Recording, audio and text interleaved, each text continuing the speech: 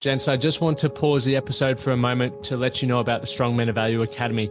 You will have heard me refer to it a number of times, and I want to bring more attention to it. So this isn't just a program, it's a life-changing environment and community of men who are focused on personal and professional growth. We're looking at areas of relationships, wealth, and health, things to help you thrive and maximize your life. Imagine having bi-monthly one-on-one coaching sessions with myself, weekly group coaching calls, and an incredible brotherhood of high achievers by your side. Now we're diving into resilience, leadership, and holistic growth to not just succeed in your career, but to thrive in your health and your relationships. Your journey to greatness, it starts here. So join the movement and you can apply for the Strong Men of Value Academy. You can head to themanthatcanproject.com to find out more. The most powerful man in the room is the one with nothing to hide. It's a quote that Dennis Morolda posted on his Instagram, and I read, and we went into a little bit of a discussion around, because I feel ever since I have accepted a lot of things about myself, I have spoken about them, whether it's with friends, on social platforms, I really feel like I've stepped into my own true personal power. And what I truly believe is the more we can accept about ourselves, the more we get our power back. Today's guest is men's coach Dennis Morolda, and he's the founder and CEO of Building Men, a movement dedicated to helping men become the strongest versions of themselves mentally, spiritually, emotionally, and physically. Now, Dennis and I have a heap in common, and you'll see us doing a couple more podcasts together, which will be fun, jumping into a few topics. But Dennis used his background in adolescent development, sociology, and mental health to develop the framework for a social group to address what it meant to be a man in society. Now, Dennis is working with individuals, schools, and organizations all across the country, helping them to be the best version, providing personal development. In this chat, we speak about why you should let your kids fail, negative language and building resilience, lessons that our sons need to hear, and a really important one, nice guys versus good men. Now, I want to quickly say good day to everyone tuning in for the first time. So good to have you here. Remember, to get more of the episodes, click that follow button or subscribe. And if you do get value from the episode, it would mean a bucket load if you left a review. Every time you take that extra 60 seconds, it helps other men out there who are looking for a good podcast that's going to help them be the best version of themselves. It's going to help them go, hey, there's people listening to this one, and it seems like there's some value there. So thank you for taking the time to do that. Now, if you are not in our free Facebook group, I know I talk about the Strong Men of Value Academy every week, but I do want to remind you that there is a free Facebook group where you can jump into there. You can be held accountable. We post random questions, but thought-provoking questions every day that you can read the responses of from other men to understand what's going through their minds, or even share what's going through your mind. So if you want to check out that Facebook group, search the Men That Can Project, and you'll be able to find that one on Facebook. Now, that's enough from me. Let's dive into today's episode with Dennis Morolda. The Man That Can Project podcast, a podcast empowering career-driven men to live more fulfilling lives. We are here to challenge your beliefs, redefine success, and talk about the important stuff in a relatable way. Don't forget to subscribe and leave a review. My name's Lachie, Stuart. Let's get into it. Dennis, welcome, brother. Lachie, what's up, man? It's been a while. I was trying to work out the other day when I was on your podcast, Building Men. I think it was like 8 months ago. Or maybe not. You're even. Way off. It published on June 28th. This year? Oh, yeah, it did. You're in a time warp. It was right. You were rowing. You were in the middle of rowing to Tennessee. I know, but I feel like I was up in Toowoomba because I remember listening to it, and I was like, my audio was not good because I had my phone up on the bookshelf at home. And I was thinking, I haven't been up there for ages, so maybe I have been up more recently than I was aware of. There you go. Yeah, you were. I guess you were at your parents' house. You were talking. We might be able to hear or see a wallaby in the in the distance, in the morning light. Didn't get any of that for you. I really let you down there. No, it's something for us to look forward to in the future.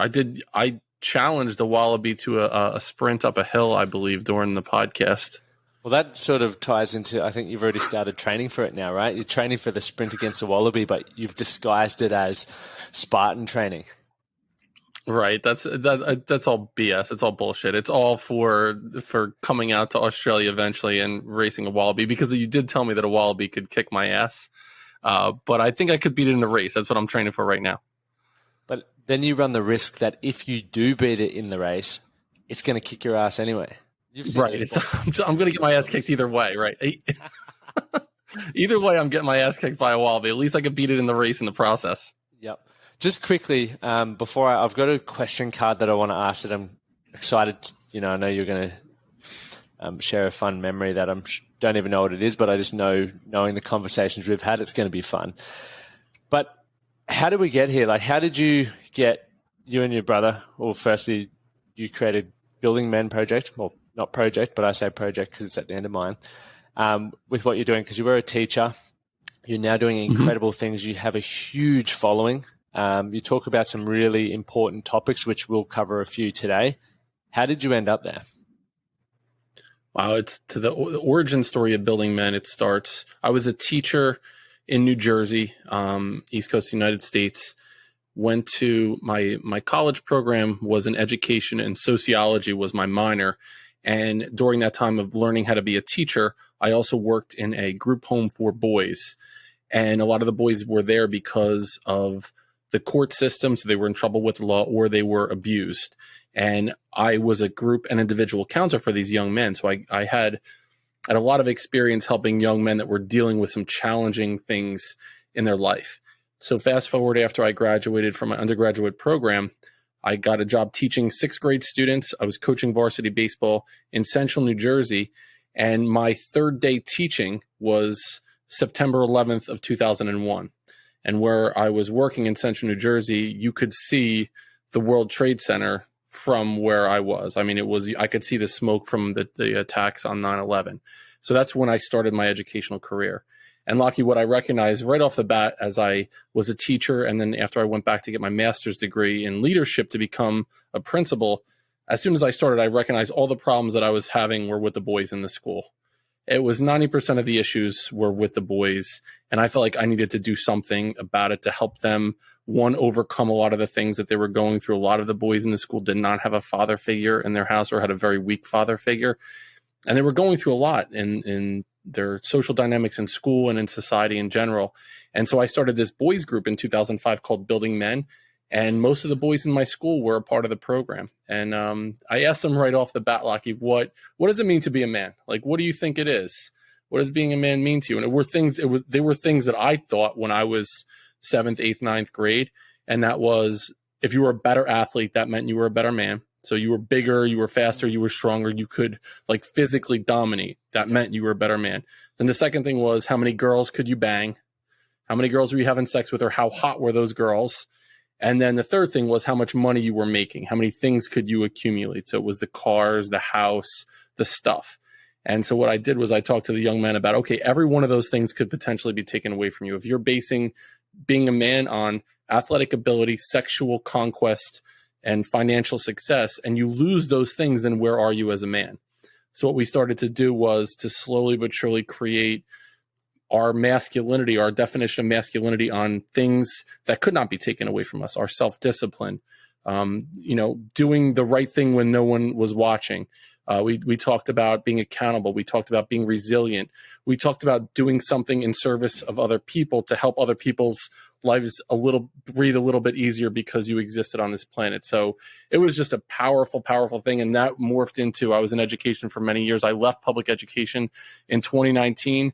I started a podcast, and it's been a 3-year overnight success, because it's been a lot of blood, sweat, and tears over the last several years trying to figure out and make my way through the podcasting world and doing things with Building Men. But it's been unbelievable. And along the way, my younger brother, Anthony, who's 14 years younger than me, I was his mentor, his teacher, his coach along the journey when he was growing up. And now he was sitting by my side on the podcast after many years. Yeah, I was fortunate to be on there with both of you, which was awesome. The energy was electric and you really work well together, which is awesome. And going back to, when you say working with young boys, just quickly, what age was that? Like when you say boys, what age are you sort of referring to there? So it was that middle school into early high school age range. So most of the boys were anywhere between like 11 and 15 and 16 years old. Yeah, awesome. Because do you feel there are a lot of men, when I say men, just purely based off age, who are sort of out of their teens, are still walking around with those same principles of success based around how many women they're banging and what they look like, how much money they're earning, and, I guess even how good they are at sport or how big and strong they are? Absolutely. I do think that there's a lot of young men in their 20s into early 30s, maybe even beyond, that are in this extended state of adolescence where they still act like middle school boys. So my brother, Anthony, I'm 45, my brother's 31. So he has a friend group that are in that age range. Right now a couple of them are getting married. They're settling down a little bit, but there's a large group of his friend population that they're up late at night, living in their parents' basement, playing video games, just making enough money to go out on the weekend to get banged up and try to bang a good looking girl. And pretty much that's the life that they're living right now. So I do see that. While a lot of the message that I was talking about was to the young men, these things are universally applicable to men in general. And so a good question that anyone who's listening to this and goes, man, a lot of my focus is on those areas, is if they were taken away from you, who are you as a man? Is that a good sort of place to start? Absolutely. Absolutely. If you're valuing going out and drinking on Friday nights every single weekend, like that is how you find your value. And all of a sudden there's some kind of a medical condition that exists and you're no longer able to consume alcohol. What then? Imagine right? All right. Yeah. So say it's about how many girls you're sleeping with. And then all of a sudden something happens and your dick doesn't work like it used to work. What then? Right. Or if it's all about how much you're benching. So, I just got up 335 in the gym and I'm the man. And then all of a sudden you tear your rotator cuff and you can't bench anymore. Right. And you can't do that same physical output that you once did. Where are you then? And the reason why these things are so near and dear to my heart was they were beat into my head when I was a young man growing up. These are the things that my father valued. He valued how good I was as an athlete. So the love that I received from my father was based on how well I did playing football as a quarterback, baseball as the pitcher, playing power forward as on the basketball court. So if I found success, I found love from my father. Conversely, if I struggled or if I failed, I did not. And I was basically there was a lot of verbal tongue lashing that I received from my father if I didn't do well in sports. And then he would talk all about, he was a player when he was younger. He was a woman's man as he was younger, and he dated around a lot. And then it was about how much stuff he had. So he would talk about how hard he worked to have this car, to have this house. So a lot of it was based on those things. So the fact that now it's everything that I believe we need to fight against as men, it's really remarkable that I was able to kind of pull myself out of that. But, it's one of those things where, if there are two sons of an alcoholic father, it's like flipping a coin. You could go one way where you're going to repeat that same ancestral trauma that you're experiencing, or you're going to go all the way in the opposite direction, which is what I did. And that's all perspective, right? And I feel for a lot of people to gain that perspective, even listening to this conversation now, awareness is that first point in being able to create any change in your life, because a lot of people are legitimately walking through going, this is what success means. This is what I've been told my whole life. This is what, as you said, I received love from my dad or any of my parents or my peers even though it doesn't feel fulfilling. We have that pit in the stomach, because a lot of the things that you've mentioned there, that's what I grew up, sport, women, being the party animal dude. Yep. And while I ticked those boxes, I was still empty.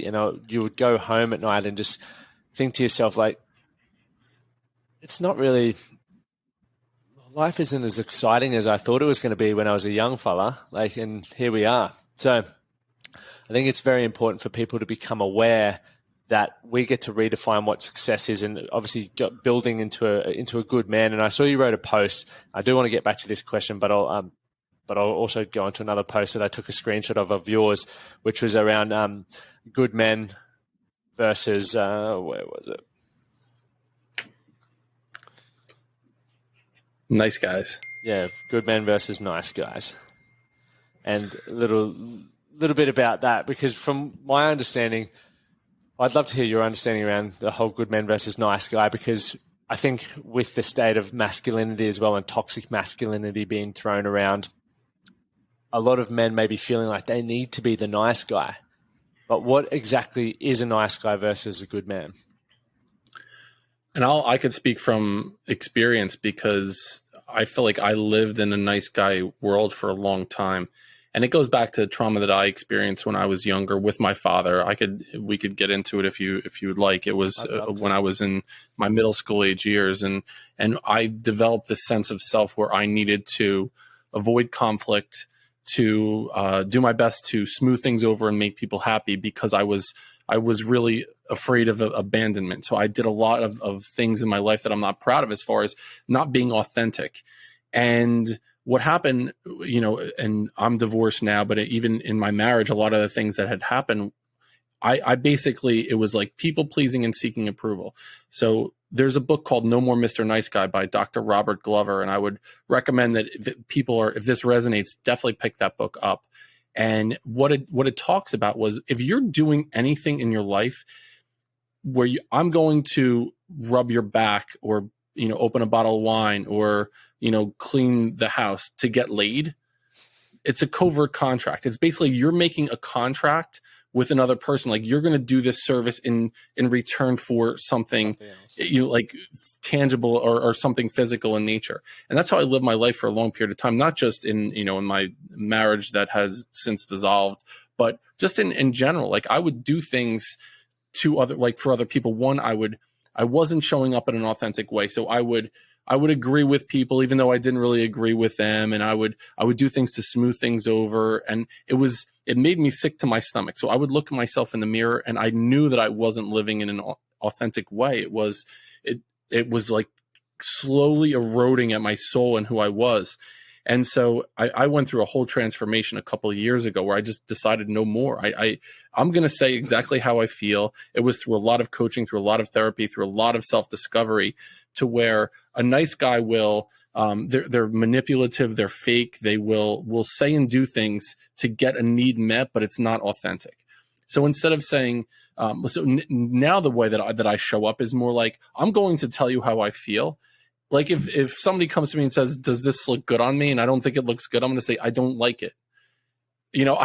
No, your ass looks fat. And I'm not going to say it in those words, but I'm going to show up in a way where you're not going to wonder how I feel about something anymore. So there's not going to be this underlying uncertainty about, am I doing things to get over on you, or is it manipulative in any way? Like, I'm showing up in an authentic way. I'm going to speak my truth, and you're going to know exactly, how I feel about you at the end of the conversation. So a nice guy it's like, they're very manipulative. They do things to get their own needs met. And it's like these covert contracts that they are creating with other people. It's a fascinating book to read. And when I read it, I was like, oh, wow, I have a lot of work to do here. I couldn't agree more. I've read it twice. And I even this morning when I was watching over the video you did on it, I was like, I need to pull that one out again, because I feel like I need to sit down and really digest and truly make sense of it. Because for a long period of my life, it's even to a degree at some points now, it's like I still do things wanting things in return. It's like, that's not the way to live, or I just agree. But a question on that, I have moments where there's conversations going on, maybe part of it, maybe a small group conversation, and I don't necessarily agree with what's being said. However, I don't feel like getting into an argument about it, or I don't feel like changing someone's mind. What's your thoughts around that? Is it me? Should I speak my truth or my voice in that position, or do you feel ride the wave? I think it's about motivation in that circumstance. So say, for example, someone's talking about something that you could be in disagreement with what they're talking about. Is your motivation solely to get your voice heard? Like, I need people to hear me. Is it to change someone's mind? Or do you feel like you're becoming a part of that conversation can potentially add value to other people's lives. That's how I would enter that conversation. If you believe that you saying something would add some value, potentially, if you are diametrically opposed to someone saying something, and you're letting that happen, then you're not being able to look at yourself in the mirror. Like, you're like, you know what? I let that conversation go on, especially if one person is trying to convince another person of a viewpoint that is opposed to yours, and they're on the fence, and you could say something that can help sway that person. Yeah. So I do believe it comes down to motivation. And the thing with the nice guy is, think about, and again, my experience in education, Lachie, was I worked with elementary, middle into high school age kids. And I spent most of my time working with the young men. And what we would tell young men, is we would tell kids in general, but I would focus on the young men, like, well, be nice, sit up straight, raise your hand, walk in line. Don't say that, stop running, stop horse playing, sit down. And so basically what we're doing is we're putting boys into these boxes. And for most young men, 90% of the educators that they experience through middle school years are females, right? And so they're told not to be boys by female teachers. And I think female teachers are absolutely tremendous. I mean, thank God that we have female teachers that are out there, but I do believe we need to start looking at what are the lessons that young men need to start hearing at a young age. And we also need to provide opportunities for young men to hear these messages from men. Right. That's where they need to have these messages from men providing those lessons to them. I could not agree more. And I guess this sort of brings me to that first screenshot I took of yours, which was a quote or a beautiful sentence of words that you wrote, which is, if you were looking for a deeper connection with your kids, start by looking in the mirror. And there's a good, where is it? There's a great psychologist here in Australia. Where's his book? I just finished it. Anyway, he's written a couple of books, Raising Boys, Raising Girls, Fully Human, and A New Manhood.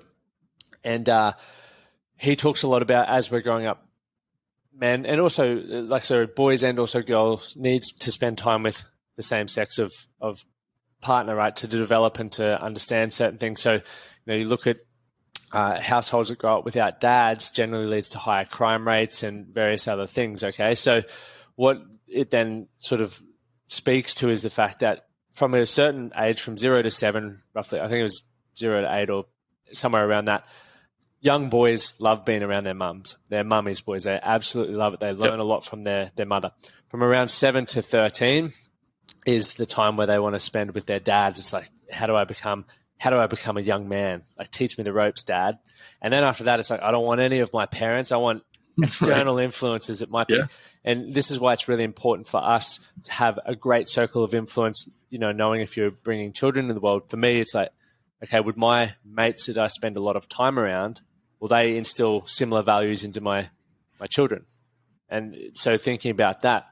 But going back to what I started this chat with was looking at yourself in the mirror, becoming the man that you want to be to, I guess, people are always watching, young men are watching, young girls are watching how you show up. And that starts with the work. And I think in today's society, it's slowly changing, I feel anyway, with where my head's at, that we aren't just all about work now. There's a lot more men who are going, okay, I want to actually learn to be able to build a great relationship with my family and with my children. And that starts by doing the work, which is why what you're doing and what we're doing at the Man That Can Project is also so valuable. And there are so many people getting behind it because they're putting their hand up going, look, I need that. I want that in my life. Mm-hmm. So what's it look like for you? Well, for you, how did you start looking in the mirror? Well, it goes back to, it was when I left public education, 2019, I mentioned I left, and a lot of it was, Lachie, because I was fed up with the way schools had been set up. It was about like putting kids into a box, like I mentioned, and developing these factory worker kids. They were basically like teaching kids how to work for other people. And it was about the standardized test for kids. It wasn't about like really understanding who they were as learners and what we can do to give them experiences. So I left education in 2019 and I started working as a consultant and as an educational coach. And that went well for about a year or so. So fast forward to 2020 and it was the spring timeframe and my marriage had deteriorated to the point I got separated and then was going through a divorce during COVID. What happened during COVID was when school shut down, my position as an educational consultant and a coach, that was no longer there. So schools were not bringing someone in to teach their teachers or to coach their teachers or to do assemblies or to do speeches because they weren't open anymore.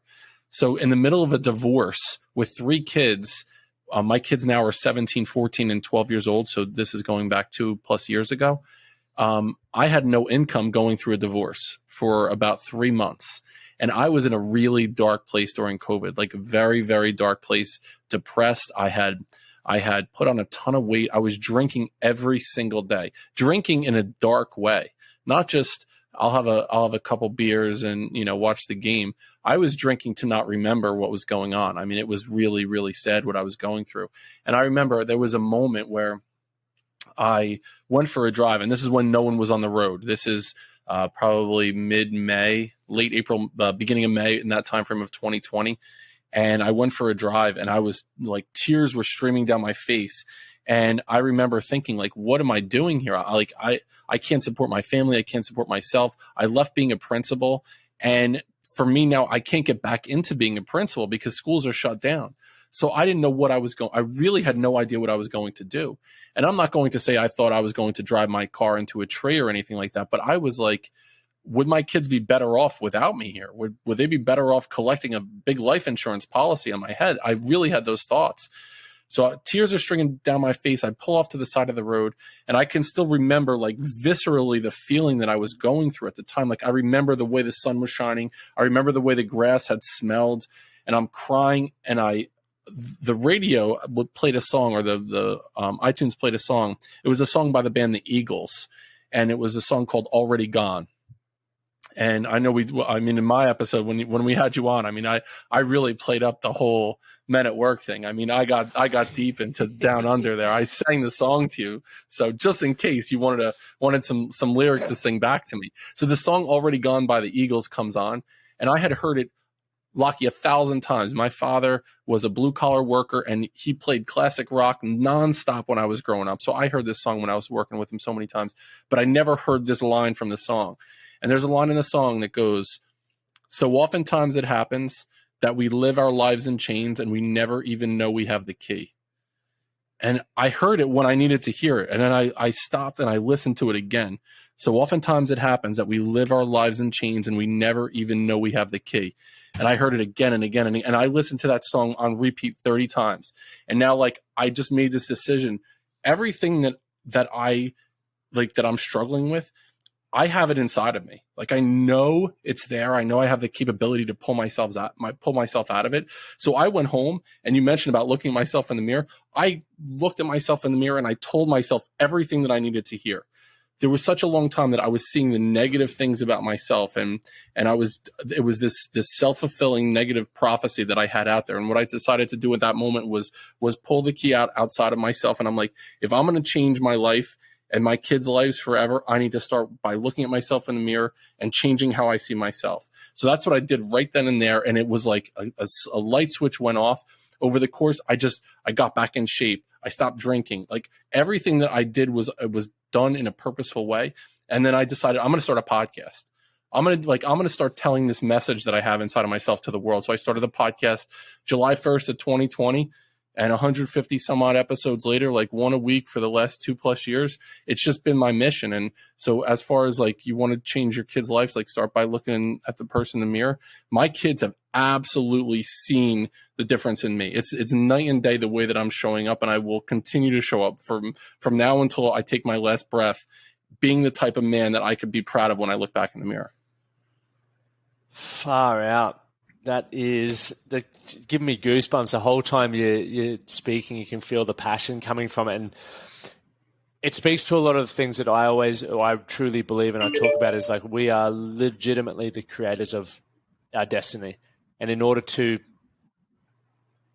get what we want, we must believe that we can first do that. And it's not always a straightforward path, and I'm sure as shit, it hasn't been a straightforward path for you. I was listening to it. I was like, man, this guy's just bulletproof. He's just made a decision and boom. I'm sure you've had some challenges over the last two and a bit years that you've had to deal with along the way. And I would also speak to the fact that, you talk about how you were speaking to yourself. Self-talk is such a powerful and underutilized thing. Most people wake up, and I think I mentioned this on your podcast, like most mornings I wake up and I don't jump out of bed going, yeah, rainbows, and I'm happy. And so I drag my ass out of bed going, fuck, man. And then, but then I do the work to shift my mindset. I wish my default response was like, what a beautiful day. It was this morning. So this morning I woke up feeling awesome.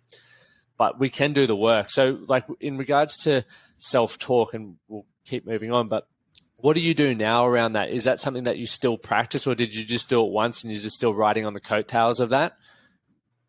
No, it's a conscious thing every single day. And it starts with, to me, the thing that changed it was the decision. And that was like, coincidentally enough, it was the name of the first podcast episode that I did all the way back in the day. When I listen back now, we talked about it on my podcast. Like I listen back and I'm like, it's like crazy to listen back to that first episode, but I made the decision first. And then I started taking the steps. Some people start taking the steps and then they're like, okay, I am that person now. Yep. For me, I made that decision. So it's still I still need to make those conscious decisions every single day. So it starts the night before for me.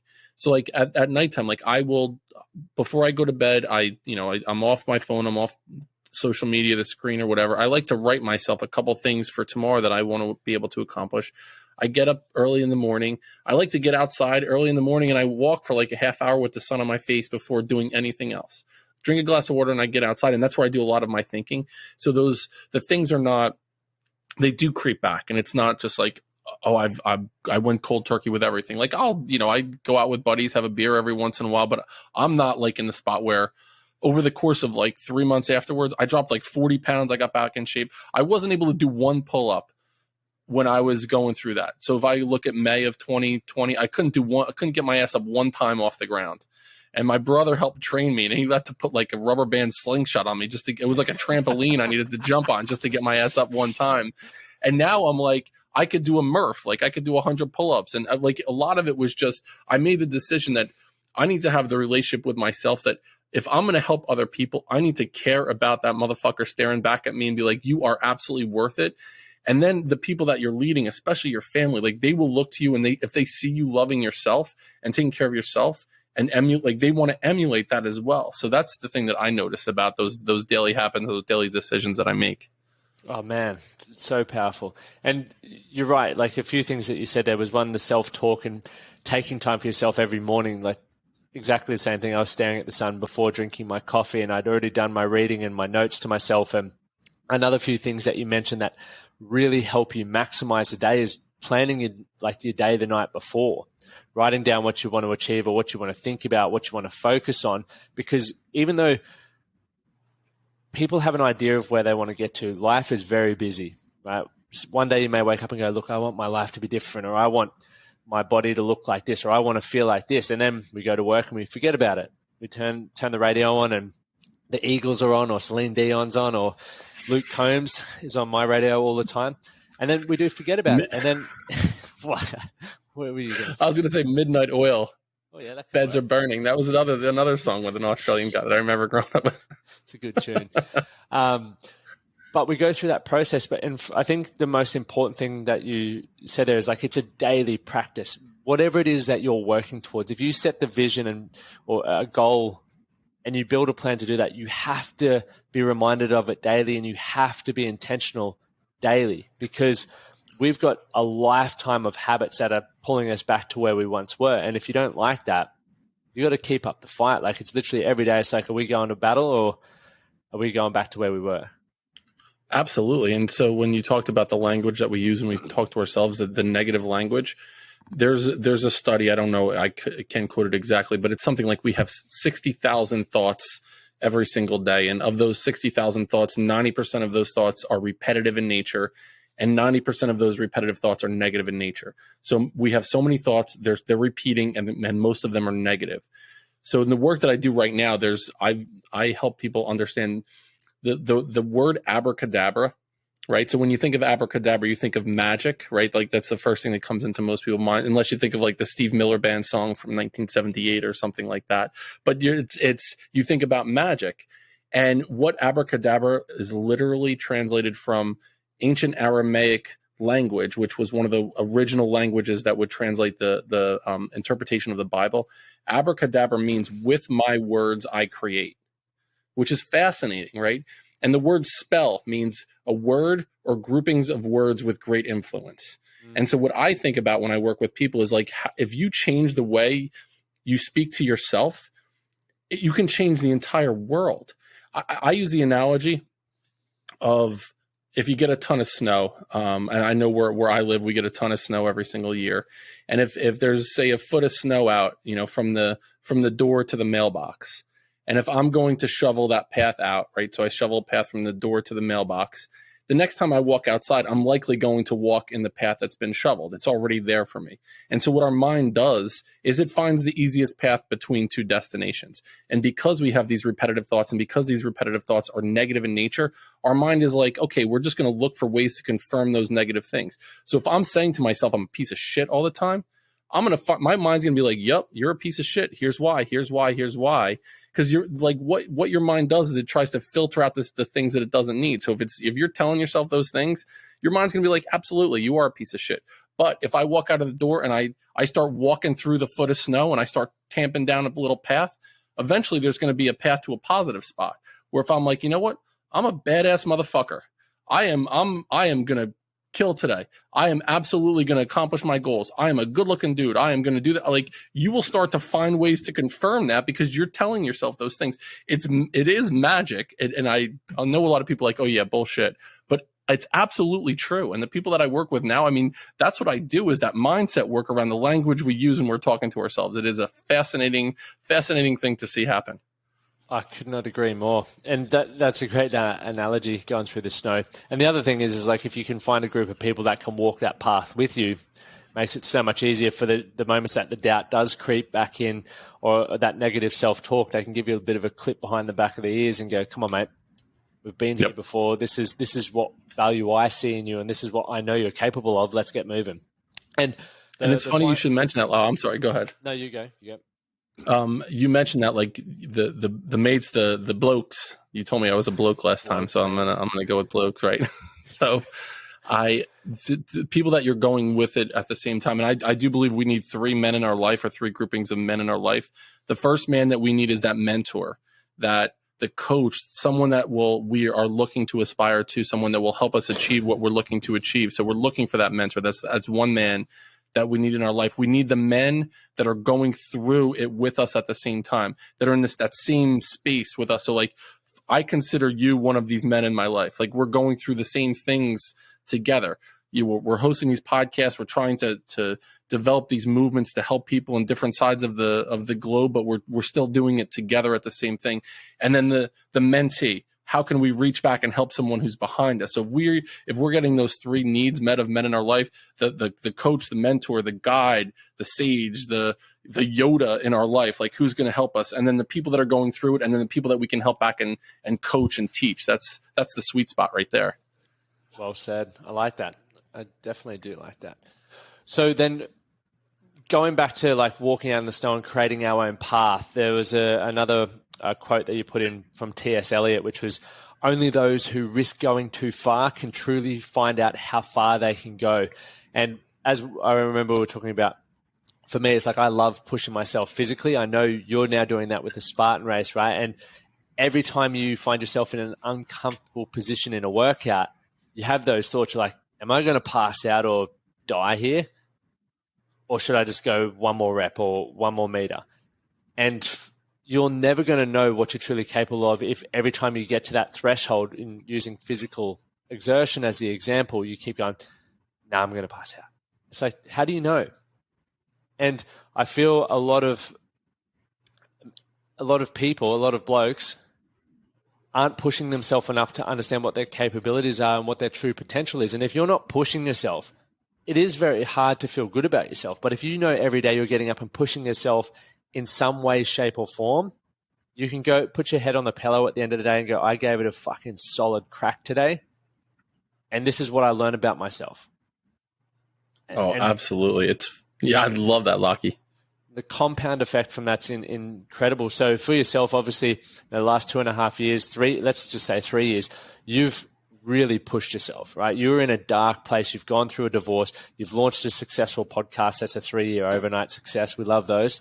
And obviously you were overweight and drinking a lot. And now you're like you said, you could do Murph, you could do 100 chin-ups.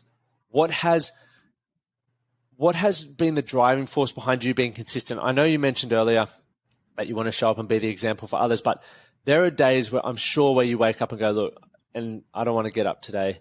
It's cold out. My legs are sore. Like, what is it for you that you're just like, fuck it, let's get this done? At the end of every podcast episode, the quote that I say is go one step further than you thought you could go. And it's like how I live my life. And I pulled that from when I was a principal. I would take the kids on, it was a 3-day, 2-night adventure pretty much. The kids were 13, 14 years old. And part of this experience was, it was like a survival course, and we had a confidence course, and they had to learn how to build a fire. And it was like really awesome group dynamics that we took the kids through. To me, the coolest thing was they had like an 80-foot climbing wall, and it was like a legit climbing tower that the kids got strapped into, the belay system. And there were kids that were petrified of heights. And I was as well when I was growing up. And even now, I don't enjoy heights. I think that people that really get off on heights, there's something wrong with them. That's just my own thing. Like, if you really, I just don't get it. But I mean, here's the thing. I was afraid of it as well. And so what I would do is I would stand by the climbing wall with kids that were like 13, 14 years old that were afraid to go to climb. And I would stand by them and I would say, listen, like, you can do this. And they're like, I can't do it. And I said, well, just go up one ring. Just pull yourself up one. And so they do. They're there. And I said, well, go one step further than you thought you can go. And they're like, well, I made it here. I'm like, well, now you're there, but go a step further than you thought now. Like, you could do this. So go. And so before you know it, like, I'm coaching these kids, and you have these kids that are deathly afraid of heights that climb 80 feet to the top of this tower, and just seeing how it changed, like, physiologically, you could just, they became like out of their shell. Like, these kids just stepped into the light, and the self-esteem and confidence they developed during this. To me, I think about kids like that have overcome so much. And so for me, it's like, when I'm feeling like shit and I don't want to do it or whatever, I'm like, I don't think I could do this right now. Like, I feel like there's this barrier in my way, but I can go one step further than I thought. And if I can do that, then I could go one step further than I thought. And here's the other thing, Lachie, is that so many times in our life, we what if the bad shit. What if this happens? What if I can't do the rep? Yeah. What if I pass out? What I talk to people about is, what if the good shit, though? Start what-ifing the good shit that happens, and then we can start to see the good shit, develop that new path through the snow, and now we start finding ways to confirm all that good shit. Oh, man. Exactly. Perspective. It's literally being in control of what you want to focus on. If you can do, and it's funny you say that. I've been teaching my nephew to skateboard, and I took him into this half pipe, right? The half pipe's probably 2 foot. It's not big at all. But I know I've taken him to the top of it. He is shitting bricks. He's like, no, I can't do that. I'm not doing that. But in the lead up, right, he was so excited. I'm going to do this. He sees me do it. He's like, I'm definitely going to do that. You get him at the top, and he looks down, and it's like, I can't do it. I'm like, come on, man, let's just give it a crack. And eventually I talked him into it. And what happens when he drops in, he doesn't put his weight on the front foot enough. And so he goes and just cracks himself on his back. But the funny thing was this. Obviously, he had a little cry and everything like that. But he got up and he was like, I'm going to do it. Like, so I think in that moment for him, I didn't actually ask him, but I assume that he realized the pain wasn't that bad and that he could get up, and now he has feedback around what has to happen in order to move forward. And I feel a fear definitely is one of those things that holds a lot of us back in the morning. The fear of the cold, the fear of what if I hurt myself even more, the fear of getting out of a warm, cozy bed. Like, there's so much fear. And if we can learn to harness fear and understand that, there's a great quote of using fear as your compass. It's like, step towards that. If that fear is not going to obviously put you in danger, but if it can help you grow into the version of yourself that you want to become in order to create that lifestyle for yourself or be the role model that you want to be, fucking break through it. Like, literally sprint at it. Absolutely. And here's the thing. It's usually not the thing that it's not stepping out into the cold. It's not getting on the skateboard. It's the emotion of fear associated with whatever it is. So it's not the thing. It's about like our perception of how we're going to feel the fear going through it. I interviewed a guy. His name was Akshay Nanavate. He's a former Marine. He's this ultra marathon runner, and he's going to be the first man in the history of the world to do a solo walk across the continent of Antarctica. And he wrote a book called Fearvana. Fearvana. It's like combining fear and nirvana into one space, and like embracing the idea of fear, pain, and suffering. It's definitely out there in that direction. So it's not for everyone. But if you can look at fear and make it your friend and see what is the thing that I'm the most worried about right now, that's likely the thing that you need to step into a little bit, because once you you have to go through the storm to get to the other side. If you're constantly running away from it, the storm's going to keep chasing you. Yeah, well said. Well said. Mate, so I want to get back to this question I did say I was going to ask you at the beginning. And it sort of ties into the work that you're doing, and even just thoughts and processes that I feel people should think about now, because life goes so quickly. You know, you said you're 45, I'm 31, and I just think about how quickly time's going. Even, you know, those years we lost through COVID just went done. And like I said at the start, I thought that we did a podcast like 8 months ago. It's just going so quickly. But what is one thing from your childhood that you miss doing? Oh, that's a really good question. I miss going on adventures. I grew up in a spot where at that time, and I believe I would love for us to get back to this time, my parents kicked me out of the house at 7 in the morning, 8 in the morning. We had breakfast and you're like, all right, you're out. Yeah. And we would go on adventures. We would go explore. There was this stream by our house that went for miles. And me and my younger sister, we said, we're going to find the end of this stream. We called it the creek. We're going to find the end of the creek. And if we do, we're going to get in the newspaper, because we found the end of it. Like, we thought that no one else had ever found the end of it.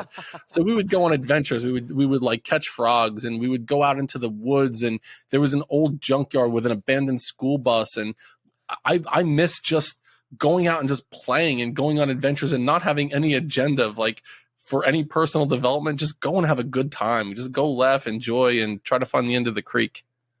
Oh man, adventure. What's an adventure you want to take in the future? Do you have any planned or anything coming up? So more like a safer adventure for me. I'm going to see every single Major League Baseball stadium in the United States. I have 20 under my belt right now. I'm going to see all of them. And I love going. I love the sport. And I love going and seeing cities and watching. I'll watch a game anywhere and everywhere. But for me, one of the fears, like I mentioned, is I don't like heights. So an adventure I'm going to go on is I'm going to every year I will climb something a little bit higher than I climbed the year before. So I want to go explore and see nature in a really authentic way and get myself outside of my comfort zone. So I want to climb. I'm not jumping up on Everest or anything like that. I'm not, but I will put myself in intentionally uncomfortable situations to look out on nature in a majestic way and see there are so many unbelievable things that I have not seen in this world that I will go on an adventure to go see these things. Dennis, we need to get you out here to Australia, because especially near Brisbane, we have some incredible hikes that give you that view. And it's also sometimes your breath gets taken away because you're like, if I slip, it's a long way down. But like the Glass House Mountains is one that I'm thinking of that I would love to take you up when you get over here. Can I race a wallaby up the mountain? Yeah, you could do that. You might have to bloody put it on your back. Are they really good on the terrain? I'm sure they're better than me on the terrain, right there. I'm sure they are, but they normally hang out in paddocks, open fields and stuff. All right. Well, from my understanding anyway. I got 2 more questions for you. Yeah. These are all of a unique response, because we're all individual and what they mean to us, I guess, align with what we want from our life. The first one is, what is peak physical fitness for you? That's a good one. The reason why I like this one of the guys that I'm coaching right now, I asked him about the same idea. Like, he was setting a target for himself, and for him it was an Ironman. And for me, I want it to be more about, like, my motivation is being able to compete physically at the highest level that I am, like, humanly capable of competing at all times in my life. Yep. So I don't want to say like, oh, I'm going to be able to do an Ironman when I'm 70 years old. But when I'm 70 years old, I want to be able to physically compete at the highest level I can at that age level. I want to be able to, to do everything and anything that I want to do. And right now I'm not able to do that. I mean, when I wake up, when I stand up, my knees, I need a knee replacement. I mean, I'm that old that I need a knee replacement, but it sounds like when I stand up, it sounds like I'm breaking uncooked spaghetti. Like it's like, you can hear all the bones in my knees cracking when I stand up, but I'm like, fuck it. I'm going to do a Spartan in October. So like the physical piece, I want to be able to do whatever it is in front of me. I don't want to be like, oh, I can't do that because, my hip is acting up right now, or I can't do that because of whatever reason. Like if there's this challenge in front of me, my peak physical fitness level is like, whatever it is, I'm going to be able to do that no matter what. Love it, man. Love it. And what does peak mental fitness look like for you? Or feel like? This has changed. My knee just cracked. I don't know if you just heard if the microphone picked it up. That was like my knee cracking right there. Peak mental fitness or performance is being able to be alone with yourself and your thoughts. For such a long time, when I could not be alone, I needed something to stimulate me. It was my phone, it was computer, it was television. I don't even I barely watch television anymore. Or I needed to be walking, listening to my headphones, to music, to a podcast. So a peak state mentally is to be alone with your thoughts and be okay with your thoughts and like understand that you are in total control of the things that are coming in and out of your head. So that's like, to me, and I feel like I'm as close to that as I ever have been in my life. Like I mentioned, I go out in the morning and I go for a walk every single morning. I watch the sunrise and I go for a walk, and I'm just like, I am just glad that I'm taking a breath right now. I'm just so like honored that I am able to draw breath into my lungs, and that in some shape or form, messages that I'm talking about are resonating with some people. And I just feel really, really blessed and honored that that's the case in my life. Love it. And with Building Men, obviously you run the podcast, which is phenomenal for those who are listening and get sick of my voice or just want to hear some different lads chatting or blokes chatting. Head over to the Building Men podcast. But in regards to coaching and stuff, what do you offer? Talk us through that. Sure. So, to listen to you on Building Men podcast, it was episode 148, June 28th of 2022. We called it The Man That Can, Vegemite and Vulnerability, for anyone who's interested. It was a lot of fun. It was a good time. We laughed our asses off on that podcast. But as far as what I'm doing with coaching right now, I do work with individuals as far as a one-on-one coach. I work with young men in that middle and high school age range, and a lot of their fathers as well, where several of the people that I'm coaching, I'm working with the kid and the dad. So I'll coach them individually, and then I'll do a session with them together to help them bridge the gap of things that have gone on in their lives. In September, me and my brother have an online group coaching for young men. It'll be twice a month, and it'll be via Zoom or Google Meet. And what we'll do is we're going to have a group for middle school age boys, so like 11 through 14 years old, a group for high school boys, and a group for kids that are just beyond high school age range. And we're going to meet twice a month about a specific topic. And then we're going to have a mentor that comes on once a month to talk about whatever that topic is. It could be about accountability. It could be about resiliency, technology, nutrition, physical fitness. And so it's really powerful group coaching for young men. That's up on our website. It's buildingmen.io is our website if you're interested. I like it. I'm excited for that, mate. That's a great age range as well, because you're really impacting that next generation. But, mate, there's a few similarities that obviously between us. You know how you say you sign off with that. For me, it's do something today to be better for tomorrow, which is juicy. It's very similar to yours. It's just get that stuff done. But, Dennis, it's been an absolute pleasure. I always love chatting to you, mate, and you definitely got a good energy, and you're doing incredible work with the Building Men community. So keep up the great work, and I'd love to have you back on in the future. Likewise, I'd love to run it back again, and then I cannot wait to meet you in person, without a doubt. I mean, one way or another, we're gonna shake hands in person. Well, mate, we were in Nashville recently, and we'll be back over soon, so I'll definitely keep you posted with that. Absolutely, we'll do a joint podcast together. We'll bring a couple microphones, and we'll put it on both of our platforms. We'll do Men That Can and Building Men joint podcast. The panel discussion. I was Love thinking it. about that before. Cheers, brother. All right, my man. Thank you again. Thank you for listening to the Man That Can Project podcast.